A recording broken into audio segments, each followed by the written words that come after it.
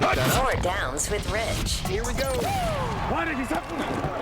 First down. I submitted this as first down before the big news of the day here on this Tuesday, after 6 weeks of an NFL season, that looking at the landscape, the way that the Bills have looked against the top tier of the AFC, Tennessee, and now against Kansas City, and then whatever happened in New England this past week, the Miami Dolphins have a shot. The AFC East is there for the Dolphins to take. Flat out. They're only a game behind Buffalo, which I know has already beaten them, but the way the Dolphins looked the first 2 weeks of the season is not the team that the Miami Dolphins take into the bye week, and now here comes Tua, and I am not here for you thinking that this is only going to regress the team. There will be some growing pains. There will be some times where Tua makes a throw that Fitzpatrick would not. And I would basically say to people who say that, have you seen Ryan Fitzpatrick stare at a window into which he should not throw and then hold his fire? I say to that, no. There will not be that much of a difference in terms of risk-taking. What may be a risk that a veteran takes will look at as a rookie mistake that you wouldn't pin on somebody that's played for 16 years. But I don't think there's going to be that much of a difference other than somebody throws right, somebody throws left, and somebody has 15, 16 years in the NFL, and the other kid doesn't even have 16 plays in the NFL. I think the AFC East is there for the Dolphins to take, and if Tua is as special as we think that he is, I think the Dolphins can take this division, which, by the way, when Peter King came on the show before the season and said, I think the Dolphins win, I'm like, what are you talking about? But here we are entering week 7, and that's not out of the realm. They're right in the mix, and I don't think Tua's going to hold them back. That's first down. Here's second down. Second down. Let's linger on the what the hell was that from New England? Let's linger on that. Let's do it. Okay, because I don't know what to make of it. That's now 3 straight losses for New England, right? They were 2-0. Now they're now 2-3, correct? They lost to Kansas City. They lost to Denver. Or they're 3-2 now or something like that? No, they were 2-1. They were 2-1. My bad. So yeah, now they're 2-3. And I don't know what that was this past week. I thought Cam would come off of COVID-19 list and the offense would look just like they look. Maybe it's the fact that Cam's never beaten Denver. Denver's got his number throughout the years, okay? Could be that. Could also be the fact that they haven't practiced much. They haven't practiced much, or that they're not that good offensively, that whatever they were able to pull off the first 3 games, that's right, they did lose obviously in Seattle, a game that they could have easily won, that they might not be that good offensively. I don't know essentially what to make of them. And then you've got the team that's coming in this weekend in San Francisco. Are they the team that got their hides beaten by Miami? Or are they the team that we just saw against the Los Angeles Rams, where they're getting healthier? I know that Raheem Mostert is out, but they do have some running backs that could take his spot. So the 49ers at the Patriots is a crucial Week 7 game that will start a trend for both teams, win or lose. If the Niners lose, then they're a banged up and down team. If the Patriots lose, then, okay, they may not be who we thought they were. And Cam and this Patriots offense needs to figure something out, or they win and the 49ers are that up and down team and the Patriots can suddenly be having some connective tissue to the first 3 weeks of the season before COVID hit. This is a fascinating game to me.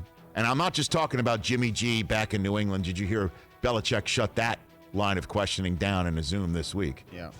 You know, once that got unzipped in a Zoom. Careful. Third down. Careful. Third down. Third down, everybody. Third down. Third down. Here's the RELAX moment, and I'll just back up. Green Bay got beat. Sometimes you go on the road, even coming off of a bye, and you just get beat. You go ahead and you throw some picks that you don't normally throw, and it starts as something for the other team that's been waiting for weeks to try and put something together, and you're suddenly, instead of the speeding car, you're suddenly the speed bump. It happens. We've seen it. Take a look at Green Bay's schedule. Take a look at Green Bay's schedule, and I will say this. Green Bay is going to be just fine. Green Bay's next game is at Houston. I think they put up points there. They're home for Minnesota. At San Francisco is going to be the big one. If they can go in there and exercise the 2019 Ghosts and put together a 3-game win streak with Jacksonville and Indianapolis before the big Sunday nighter in Week 12 to take on Chicago, I think we'll just be talking about that Tampa Bay game maybe towards the end of the season like we were talking about that San Francisco game from last year, from the regular season on Sunday night, where they got the tar beaten out of them. And I think they were coming off of a bye week then, too. And we'll just see what happens. I think they're going to be just fine. Aaron Rodgers didn't seem too concerned Well, you after said the game yesterday. that they might have needed the old wake-up call. Yeah. You can only use the wake-up call card once. He's played it. He played it. He's played it, and I think it's an appropriate play. I think he knows his team. Worth playing. So I'm not worried about that. Yeah. You just tip your cap to Tampa Bay and say that that's the team that Rich Eisen picked to win the Super Bowl. Okay. Wow. 4th down. 4th down. Hot take blank time. Now, you said I was going to be happy with this 4th down Yes, hot I think take. so. Okay. Because all right, what do you got? Your lady love, the mother of your masculine child, Indeed. had a very difficult weekend with the Braves getting bounced after being up 3-1 in the World Series. Her Georgia Bulldogs Yep, Georgia Bulldogs. got crimson tided, right? But there was one bright spot of the weekend, was there not? There was what of The Raheem Morris coached There was a Atlanta W. Falcons. I'm going to say this. I look at the schedule. I see Matt Ryan. That's still there, right? Julio Still there. Jones scored Still- twice. Not just still once, there. but twice. Big game for Julio. How did Todd Gurley look? He's looked pretty good this year, man. Aaron Rodgers with Todd Gurley. Pretty You good can go this Aaron year. Rodgers with Todd Gurley. Here's my 4th down. I'm not going to quantify it, but the Atlanta Falcons in Week 15, Week 16 are going to be in the hunt for the 7th seed Whoa. in the NFC. They're sitting here at 1-5. That's pretty spicy. They will be in the mix for the 7th seed. We'll be sitting there around sniffing it, Rich. Well, sniffing it. Yeah. But right now you're thinking they could just break the team up and destroy it and get ready for next year. Oh, everyone thinks they should be sellers. I don't know about that. I think Arthur Blank's going to see the fact that they've got Detroit at home.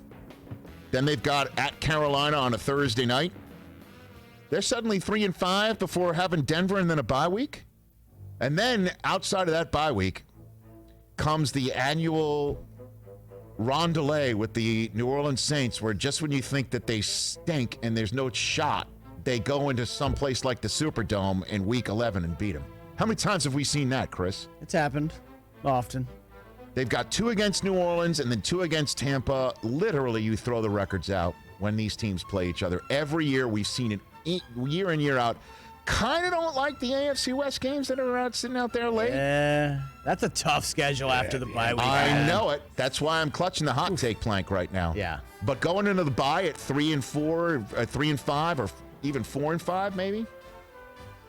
If they're 4-5 into the bye, if they can rattle off the next 3 straight, You might need 6, 7, 8 wins to get that 7th seed, maybe. I don't know.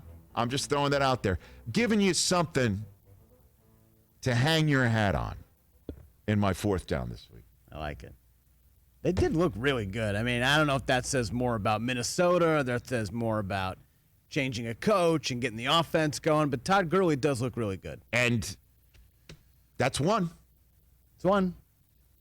Could Raheem Morris Week to week. save, if he goes on a run, he could save. He just remove the interim there Yeah, if it works. I think so. I don't think. And again, November. It's election day is the Trade so we're deadline. literally 14 days away from trade deadline. Who are you going to trade? Who would you trade? For the Falcons? Yeah. I mean, you could Julio? trade. You could send Matt Ryan to Dallas right now. Oh boy, come on.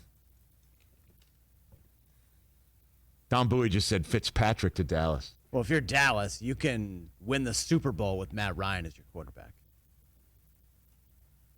I don't know if they'll do something like that. Could you imagine? Oh boy. Hey, you watched all the way to the end. Thanks for that. Watch more right here.